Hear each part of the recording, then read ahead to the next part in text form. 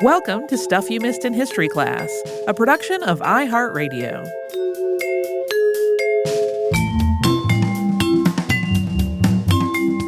Hello and welcome to the podcast. I'm Tracy V. Wilson. And I'm Holly Fry. I got to talk to Toby Ball recently. That's the creator and host of the podcast Rip Current.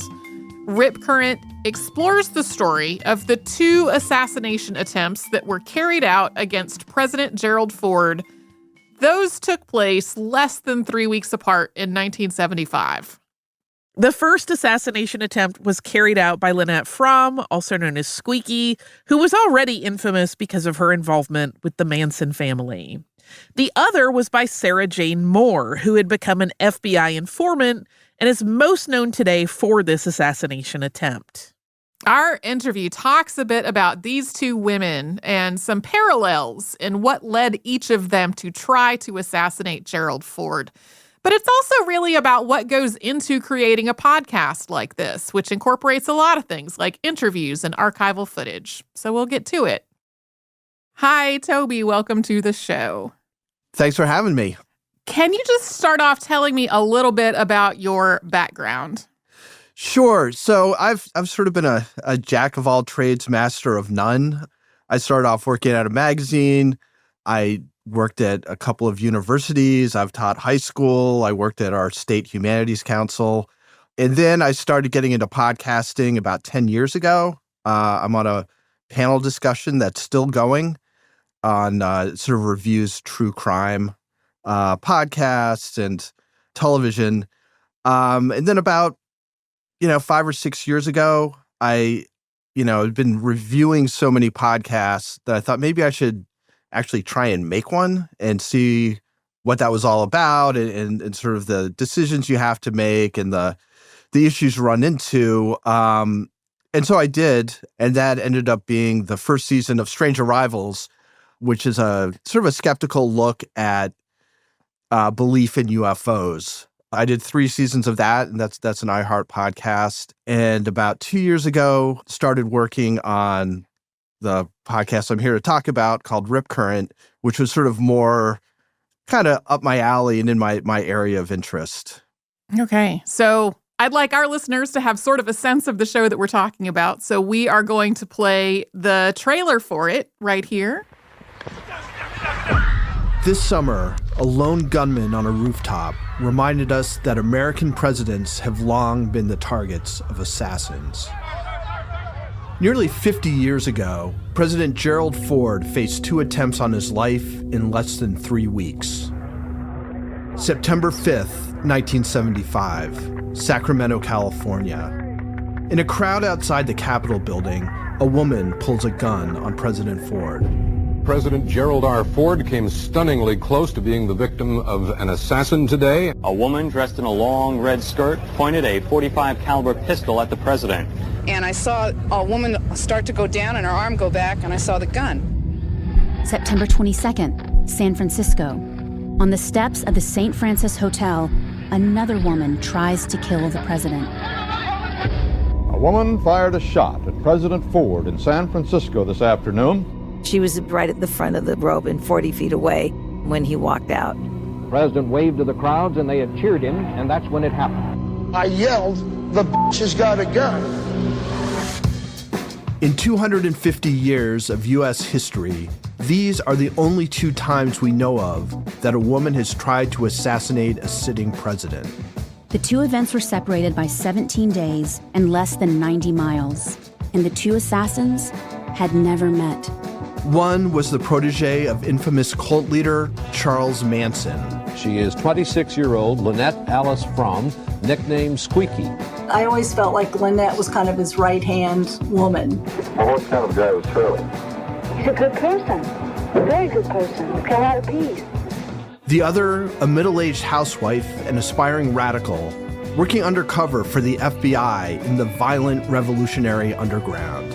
Identified by police as Sarah Jane Moore in her 40s. Because she didn't look like a radical, she could enter into these areas that other people couldn't. A spy, basically. I was the person and the intent was exactly as I stated in court. to willfully and knowingly assassinate Gerald R. Ford, the President of the United States. This season on the podcast Rip Current, we ask, why these women? She was a gentle, quiet, I thought, peace-loving girl. Why did they want to kill President Ford? Being the appointee of President Nixon, it's understandable to me that in their minds, he should also be the object of their hatred. And why this time, this place? One does not have to condone everything in Haight-Ashbury to know that it exists. Back then, there were lots of communes. There were lots of guru varieties. Manson told his followers that this would be a bloodbath in the streets of every American city. What starts as a hippie love cult transmogrified into a violent criminal enterprise. 5 persons, including actress Sharon Tate, were found dead. We realized that we're dealing with very violent underground groups. All corporate enemies of the people will be shot on sight at any time and at any place. The goals were anarchy. Out of anarchy, the revolutionary groups would get their power. The bloodiest and most massive gun battle in the history of Los Angeles. Random violence, political violence, there was just no let-up. Death to the fascist insect that preys upon the life of the people. These people aren't just a bunch of nuts. They're perfectly willing to die for what they're doing. Someplace else that would have been like a big deal, but not in California. The story of one strange and violent summer this season on Rip Current. So tell me, what drew you to this particular story? So I was doing some research. I wanted to do something about, radicalism. I was looking at the 1970s. I was doing a lot of research. And I ran across the story of Sarah Jane Moore, who I'm sure we're about to talk more about. She's just a very interesting story. And then doing that research, found out that she was actually the second person to try and assassinate Gerald Ford in September of 1975. And the first person was a woman named Lynette Fromm, better known as Squeaky Fromm, who was one of Charles Manson's followers. And in fact, those are the only 2 women who have ever tried to assassinate a sitting U.S. president, as far as we know. So starting with that seemed like a quirk of history. So started doing some more research into them and trying to find out, are there commonalities between their 2 stories? Like, why in 250 years of U.S. history are there only 2 times that a woman has tried to assassinate a president? And why was it 17 days apart in September of 1975? So I had sort of these questions. I wasn't sure if there was going to be sort of a satisfactory answer, right? It could just be a complete quirk, or one could have been inspired by the other. But the more I kind of dug into it, the more sort of patterns sort of emerged and commonalities you could find, even though they didn't follow exactly the same path. There was enough that was common in their situations, and then also some other people who are sort of tangentially involved in the story. So one of the things that really has stood out to me in the episodes that I've listened to, which are the ones that are publicly available as of when we are recording this, is that you have really gone deep into the background on both of them. So the first several episodes, we've got a lot of context setting about the Manson family to give all the detail of sort of how Lynette Fromm got to where she was. Same thing with the episodes that get into the background involving things like the Symbionese Liberation Army and the SLA kidnapping of Patty Hearst, kind of telling the story of how Sarah Jane Moore got to where she was. How did you decide how much background you wanted to include on these 2 women and the other organizations and other movements that they were connected to? That's actually the stuff that I found most interesting when I was doing the research. I sort of feel like my sort of modus operandi is, what am I finding really interesting? And can I sort of maximize that as I'm telling this story? And in fact, the actual assassination attempts themselves are interesting, and especially Sarah Jane Moore's is sort of suspenseful. But that's just a very small part of the story. The real story to me is, how did they get to this point, right? And then by going through the research, I sort of developed this theory, is probably too strong a word, but sort of recognized sort of this pattern that was occurring with them. And I wanted to kind of demonstrate how, despite the fact that their lives were quite different in a lot of ways, and especially the details, they sort of unfolded in a sort of generally similar way, and that might in some way have led them to taking this sort of very strong, probably irrational action, which is trying to kill the president. So as far as Lynette Fromm goes, her story is really about being with Charles Manson, and then when Charles Manson goes to prison, she still remains sort of very devoted to him. And so she tries to help him while she's outside and he's inside prison. And she's in this very strange situation where she's famous, people know who she is, but that doesn't really help her in any way. It actually hinders her. Like, nobody's going to hire her to work. She really lives on the fringes up until the time that she takes a shot at Ford. With Sarah Jane Moore, the sort of the crux of her story, in my mind, is a woman who's lived this fairly, from a distance, looks very conventional life of she was married and divorced several times, but she was married to a couple of military men. She was married to a Hollywood sound designer. She was married to a doctor. So this was kind of her life beforehand. And then she goes through a series of events having to do with Patty Hearst's kidnapping. She becomes an underground informant for the FBI in the radical scene in the Bay Area in 1974 and 1975. So she goes from this very well-off, conventional lifestyle to suddenly being in the midst of really the furthest reaches of violent radical groups.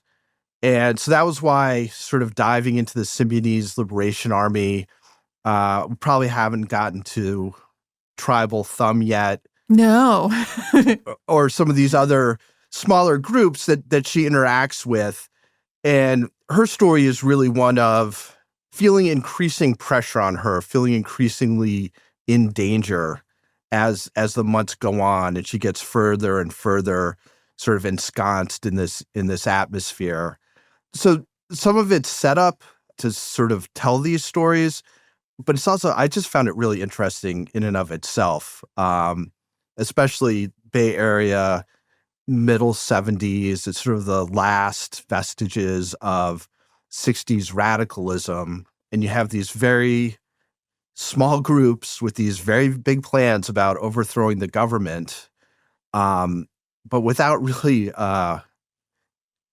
much of a plan to do it. I mean, I don't know how you overthrow the government with 12 or 15, people. So anyway, that was kind of what I thought was really interesting and might have some parallels to stuff that's going on now.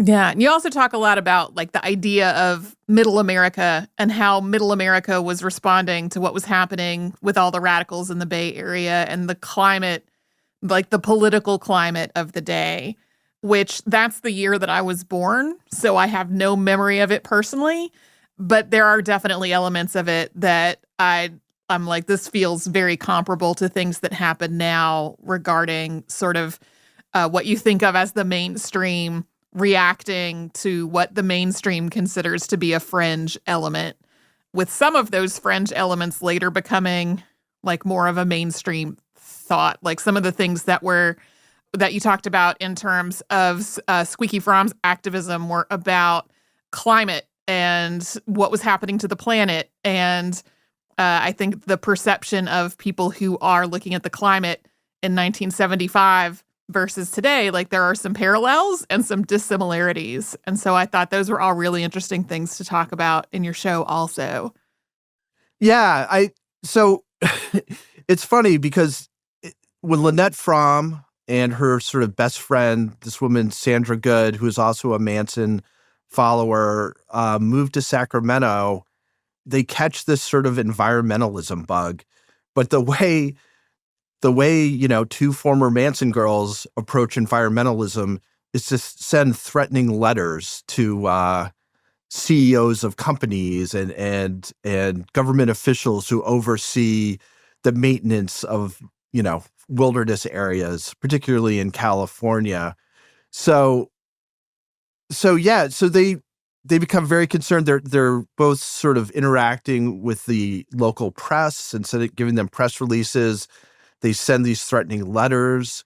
At the time, Lynette and Sandra are sort of dressing in these weird outfits, which are sort of these long gowns with these, I don't know how to describe them other than as sort of like deflated witches' hats, where they would be like tall coned hats, except there's nothing holding the cone up, so it just kind of flops over to the side. And Lynette would wear red and Sandra would wear blue. And they even in 1974, 1975, they look very distinct. Mm-hmm. Right? They don't look like anybody else. And at one point, they go to San Francisco and they go to Berkeley and they go to the offices of CEOs and try and get meetings with them dressed like this. I mean, it's very strange. And I think, people didn't know really what to make of it and whether to take them seriously. After Lynette tries to shoot Ford and gets arrested, Sandra Good ends up being interviewed quite a bit. And she's talking about how they're part of this organization, which is completely fictional, called the International People's Court of Retribution, mm-hmm. That was going to carry out, hundreds of assassinations around the world to save the environment. So it's pretty strange, crazy stuff. Yeah, listening to the audio from interviews where she is being asked one question and the answers are not answers to that question. They are answers about the environment and what's happening to the planet. And the whole time I was listening, I was like, this is wild. Like, it goes much farther than hearing somebody spin an answer into the direction. It's just answering a totally different question. And just very aggressively, too. Yeah. Right? She's just very antagonistic. In one of the episodes, we play sort of an extended bit of an interview that Sandra does just a few days after the assassination attempt with the Canadian Broadcasting Company with this very sort of nice professional reporter. And Sandra just, she's just clearly so angry and just wants to sort of take a bite out of this woman who's trying to get sort of the information that you'd expect a reporter to get. And Sandra just doesn't have any time for it. Yeah.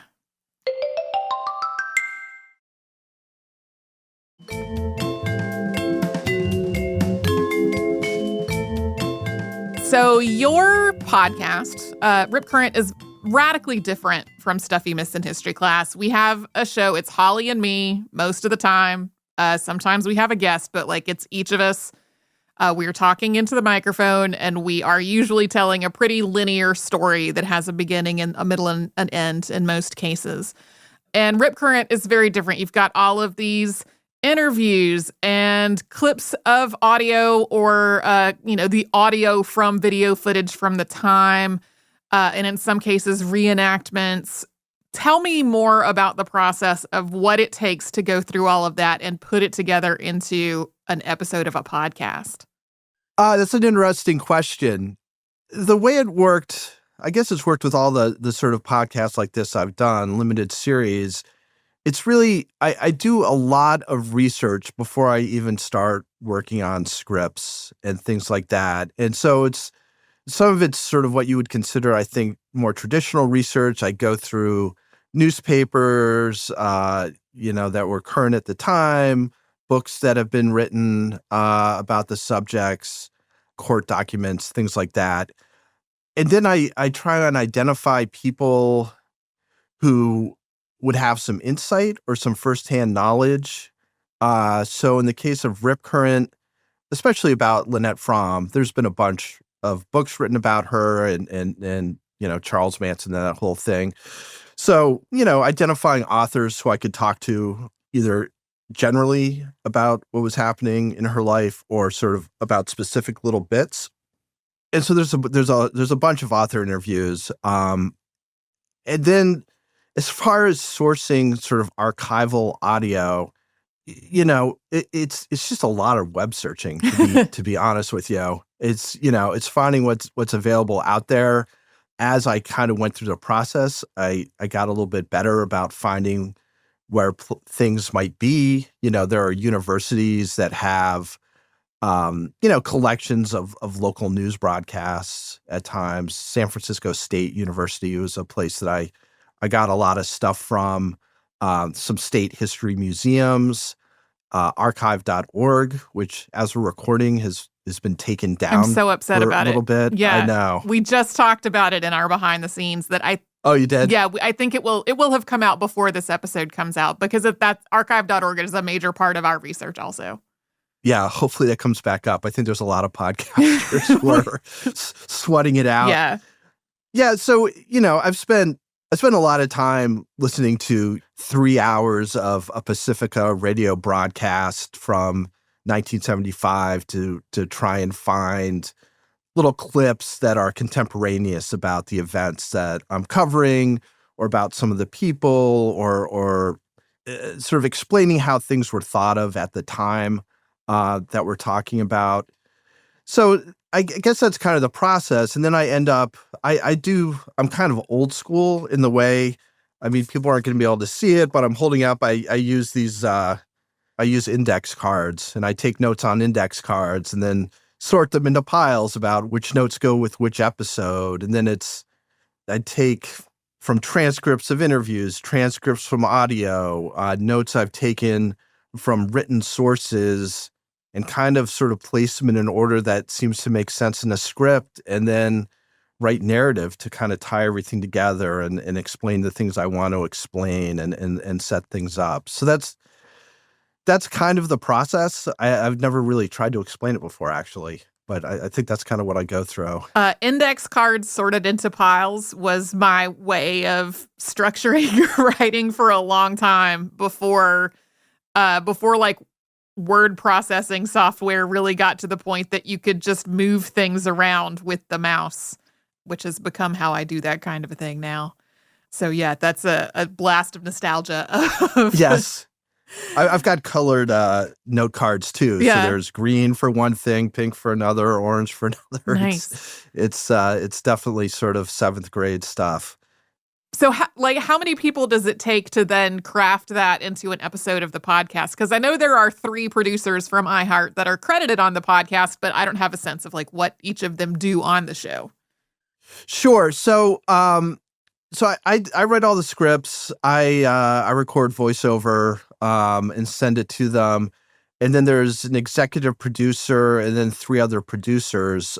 And so there's a couple of rounds of putting things together. That's what they call the dry pass or the dry cut, which is without any sort of sound design behind it. It's just each piece of spoken or archival audio, placed in the right places. And you kind of listen and you say, separate these a little bit. This looked great on paper. It doesn't sound so good when you're listening to it on tape. And then the second pass is where they take the musical score, or if you're going to add sort of, sound effects, which we don't really do very much, and you add that in to sort of create the tone and feel of the program, add, suspenseful music where it should be, propulsive music where it should be, things like that. And that's each of the 3 producers would kind of take, there's going to be 12 episodes and then 7, I guess, bonus episodes. So they get split up among the producers and they take a certain amount. So they're sort of responsible for both mixes and then they pass it on to an executive producer who does sort of the final mix and quality assurance and all that. One of the things that you encountered while working on this was a news organization that did not allow footage of the reporters to be reused. Can you tell me a little bit about that and how you wound up recording instead reenactments of that? One of the television stations in Sacramento, which is owned by a huge news organization, they, you can find on YouTube, if you just search on Squeaky Fromm, Ford assassination, news coverage or whatever, you can find it all on YouTube. But they don't license if any of their actual reporters are talking. And they had this really, really interesting piece of a reporter who goes to when Lynette Fromm and Sandra Good moved to Sacramento and it becomes known. She's like, well, I'll just go and see what they're up to. So she goes to their house and sort of interviews them and stuff. You don't see that, but after the assassination attempt, she's on the set of the newscast and she just kind of talks about her experience going in there and what they were like and what their apartment was like and stuff like that, but in a very sort of conversational, not very newsy way. And, when we were putting together an early version of the episode, we cut the stuff we wanted in there to see how it sounded. It sounded great, but through multiple email exchanges, the parent company was just not going to budge. Mm. So it came down to, we were trying to figure out, is this something that we can just let go? But we thought it really gave the best picture of what Lynette's life was like at the time, right before she made the assassination attempt. So then it was, do we want me just sort of summarizing what she said as sort of the omniscient narrator, or do we want to bring in an actor to sort of, basically read from the transcript, but in a way that is a little more immersive than my like struggling not to do a monotone. And so that's what we ended up doing. And it kind of felt like as long as we're upfront about the fact that this isn't actually that piece of footage, but that we have an actor reading from the transcript and that we're doing it for this reason, which is we can't get the rights, but we still feel like it's important.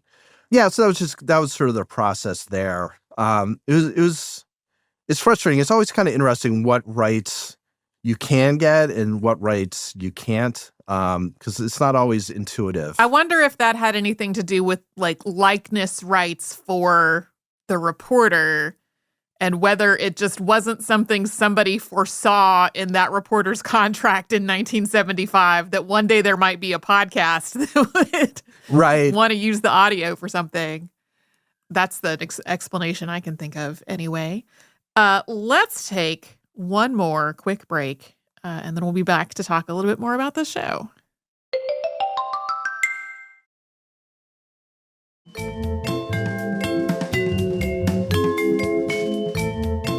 So earlier today, I was listening to the 7th episode of the podcast, and there was an incident in which Sarah Jane Moore did not have ID with her, but did have several pictures of herself. And it's obvious from the context, the description of that at the time, that was weird to not have your ID and also to have several pictures of yourself just on you. And what really hit me in that moment was that today, a lot of us are walking around with a phone full of selfies. It's very normal to just have a bunch of pictures of yourself on you at all times. Are there things that similarly really stuck out to you in terms of differences in day-to-day living between what was happening in this period that you are, reporting on this podcast and now? That's interesting. I guess what kind of struck me is how much more connected we are, or potentially connected we are, with everybody all the time that we want to talk to, now that everybody's walking around with cell phones. Because a fair amount of, what's going on in San Francisco at the time, sometimes the communication is done literally through the letters page of a newspaper, right? There's no way to get a message to somebody physically when everybody's underground and people are suspicious of each other and they think there may be FBI plants and stuff, and suddenly communication becomes very, very difficult. So that was one thing. It's a really interesting question. I just kind of feel like now, like somebody like Lynette Fromm would be in the news on cable TV all the time if she had been involved in something. I mean, she wasn't amongst the people who committed the Charles Manson associated murders, but she was a very well-known, high-profile member of his group. And the idea that, she basically goes off the grid. Like, people don't really know much about what's going on with her, and she's kind of involved in these sort of sketchy dealings, and every once in a while she'll kind of pop up in the newspaper for something that she's involved in. But for the most part, she just kind of lives her life. And there's one of the controversies that comes out of her assassination attempt is that there wasn't any real security. She wasn't considered a security risk, right? So she wasn't put under surveillance. People didn't really know where she was. I mean, she wasn't trying to hide. Like, she showed up dressed in her red gown and funny red hat. And I mean, she stuck out. Like, if you look in the crowd in some of these pictures, it's like, oh, who's that? And it's Lynette Fromm, and she's the one who's going to pull the trigger. But the heightened security awareness just kind of wasn't there. There's that. And then there's just the general sense at that time in California of the potential for violence. I don't think we've gotten to it yet in what's been released so far, but San Francisco was a very, very sort of violent city at that period of time, both because of radical groups, but just, not coincidentally necessarily, but unconnected. It's when the Zodiac murders were going on, a thing called the Zebra murders, which were these apparently didn't turn out to be random murders that were being committed on the street. There was a lot of sort of anti-police sentiment going around. And then Patty Hearst was missing. And that is sort of the thing that hangs over everything to do with Sarah Jane Moore and sort of the radical scene in the Bay Area, is that this Hearst heiress is missing. And it's sort of the biggest story in the country is like, can we find her? And all these groups that Sarah Jane Moore is associating with are, at least in the eyes of sort of the establishment, sort of law enforcement and journalism and such, are connected to the Symbionese Liberation Army, which is the group that has Patty Hearst. So they're under surveillance. The police raid places associated with them. Journalists get in touch with members of these groups. They get in touch with Sarah Jane Moore to see if she can provide information on where Patty Hearst is. So I guess those were the things that kind of stood out to me. But again, I'm looking at this fairly narrow slice of sort of people living in sort of one extreme situation compared to most of what was going on in America. So beyond that sort of then versus now, things that are different, what really surprised you as you were researching and working on this show? So what I kind of came around to really focusing on was this idea that if you live sort of a conventional life and then under duress are suddenly given this whole new way of looking at things in a situation where you're probably in danger, it happens very, very fast. You don't really have sort of outside moderating influences around you. And what happens to somebody? And so that's what happened with Lynette Fromm. I mean, she essentially got kicked out of her house and left and very quickly ran into Charles Manson and jumped in his van and was part of his group. Sarah Jane Moore, volunteered for this thing that was associated with trying to get Patty Hearst released, met up with these sort of Marxist prison radicals or former prison radicals. The FBI told her to go underground. So she became radicalized while she was in these groups. Like she considered herself sort of a revolutionary after a certain amount of time. She felt like her eyes had been opened to the plight of Black people at that time that she hadn't really taken in. And she was given sort of a framework with which to look at it, both as it was and what could be done about it. She considered herself a Marxist or a Maoist. And then Patty Hearst herself, I mean, she was put in a closet for 6 weeks and sort of pilloried with the beliefs of the Symbionese Liberation Army, which were sort of a combination of sort of typical revolutionary Maoist ideas, and then this other really bizarre sort of conspiracy stuff. But when she was finally given some freedom, she, whether it was a conscious decision or whether it was sort of coercive control, joined her captors, right? And she went in, she helped rob a bank. There's a famous picture of her holding a gun. So that was what I found really interesting, was sort of that dynamic and how these people changed. They start off as one thing, went through this process of just rapid sort of under pressure change, and came out as people who were willing to do things that you never would have imagined them being involved in prior to that change. There is so much in the episodes that I've listened to so far, so much little details that I really did not know. That 1975 is a little more recent than what we normally talk about on our podcast. So it's because it's also a period where my life started. It was not a period when like my school classes did not talk about the history from 1975 and later really at all until I got to college. And even then, it was just the sketchiest little amount. So I did not know much detail about a lot of what was happening that you talk about in the podcast. So it's been all very interesting to listen to. I am hoping to keep on top of it. I tend to get very behind in my podcast listening very quickly. So as the subsequent episodes come out, there will be more of them out by the time this interview comes out for our listeners than there are right now. So I am looking forward to listening to them. Is there anything that you think our listeners should absolutely know, either about this podcast or about your work in general? Like, is there any particular thing that just folks you want them to be aware of or have in mind? It's another good question that I probably should have given some thought to before we started this, because I ask it of people myself.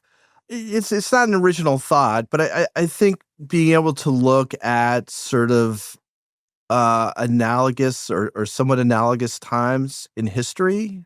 And for me, it's not even necessarily what people do, but kind of the way they conceive of the situation that they're in and what sort of the possibilities are and what's realistic and what's not realistic. I mean, I think one of the things I've found interesting, and I think this is true of the late 60s or maybe even all the 60s as well, is this idea that you can take a look at our society and think about making major changes, right? And I think that's it probably started with the civil rights movement, and then people said, well, what else is out there that can make our country, fundamentally fairer or more in line with what I believe? And the thoughts were big. The thoughts weren't, let's mess with the tax code a little bit, or do things like that. It was really like, can we remake our country in a way that sort of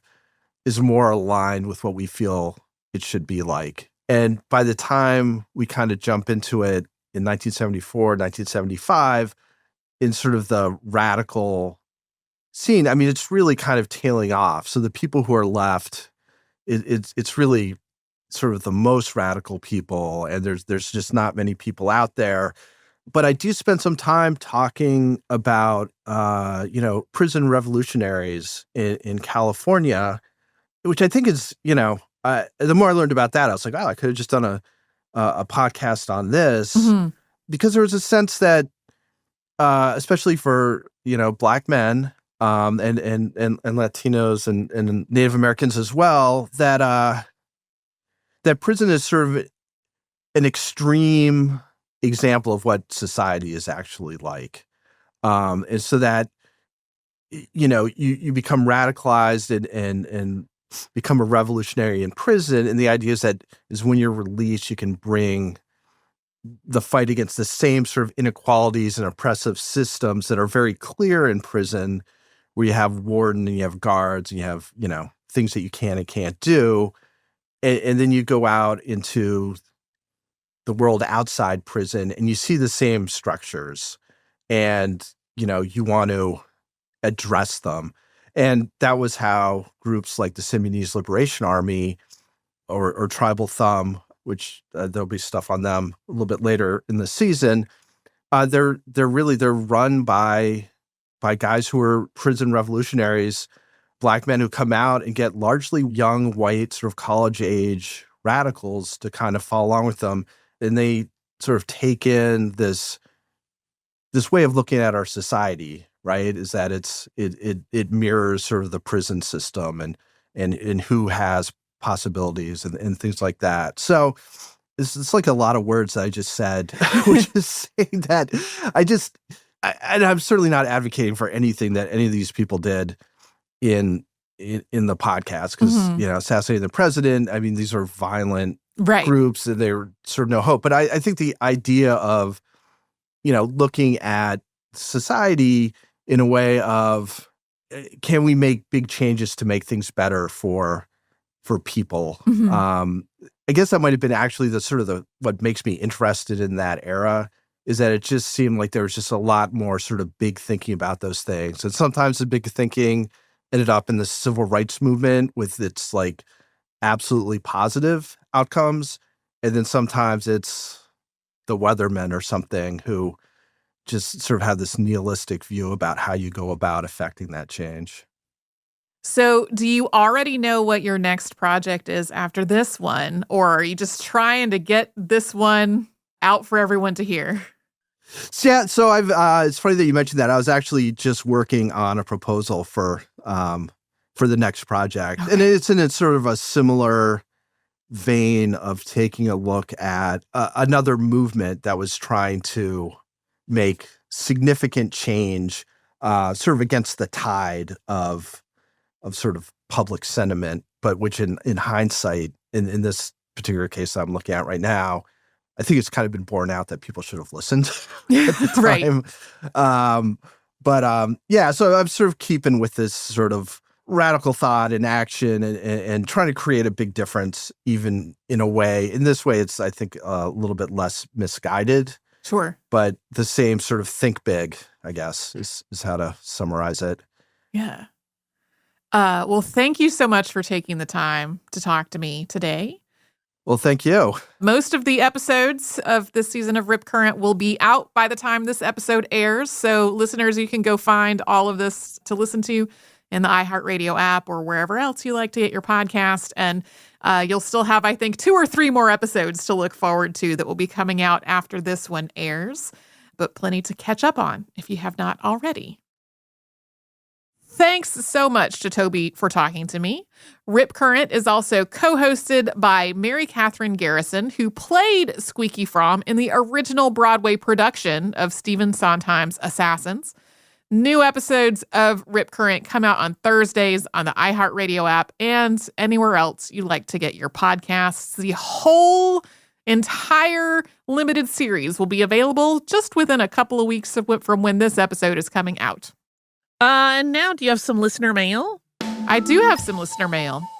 This is from Annette, and Annette wrote to us with an update about William Marsh Rice, who, if you do not remember, we did an episode about the death of William Marsh Rice a couple of weeks ago, and we talked about a statue of him that was on the campus at Rice University, which is named for him. So Annette wrote, "Hello, Holly and Tracy. A couple of years ago, I wrote to tell you that Rice University Task Force on Slavery, Segregation, and Racial Injustice had been charged with, among many other things, deciding what to do with the statue of founder William Marsh Rice that was located central to the main campus quadrangle. They announced in February 2022 that the statue would be moved to the perimeter of the quadrangle as part of a design overhaul. In September 2024, the academic quadrangle was reopened after about 16 months of construction. The statue is now in a corner of the quadrangle near the first building on campus, Lovett Hall, and the Welcome Center, and the newest building on the quad, Sewell Hall. As the landscape architect said in the rededication ceremony, William Marsh Rice is essential to the Rice story, but not central to it. Rice's remains were reinterred in the Rice family plot at Glenwood Cemetery, a historic Houston cemetery. The statue is now at ground level rather than elevated on a high plinth. There's a sign with a QR code that links to information about Rice, including his connections to slavery. Unfortunately, it feels a bit labyrinthine, even using the QR code to get to the document that acknowledges Rice as an enslaver. The platform on which the plinth statue was on has been incorporated into the quad redesign as sort of a speaker's corner near the center of the quadrangle. By the platform is a quote from when John F. Kennedy gave his "We chose to go to the moon" speech on the Rice campus in 1962. Quote, "We meet at a college noted for knowledge, in a city noted for progress, in a state noted for strength, and we stand in need of all three." See attached photos.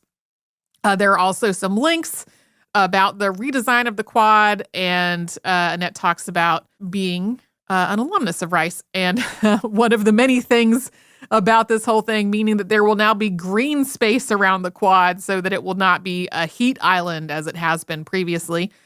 Annette, for Pet Tax, attached photos of Swirl, our border collie mix who crossed the Rainbow Bridge some time ago, and a pet portrait that was commissioned for them, which is very sweet.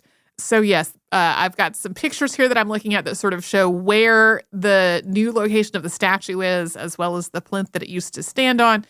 And oh, what a sweet puppy dog. Sweet babies. And I love this pet portrait. It was commissioned from a photo. There's also a paw print impression. So sweet. Thank you so much, Annette, for this and for forwarding along your earlier email as part of it. I had not really kept up with any of the developments in that since we had done that episode a while back. So thank you so much for that. If you would like to send us a note about this or any other podcast, we're at historypodcast@iHeartRadio.com. You can subscribe to the show on the iHeartRadio app and wherever else you like to get your podcasts.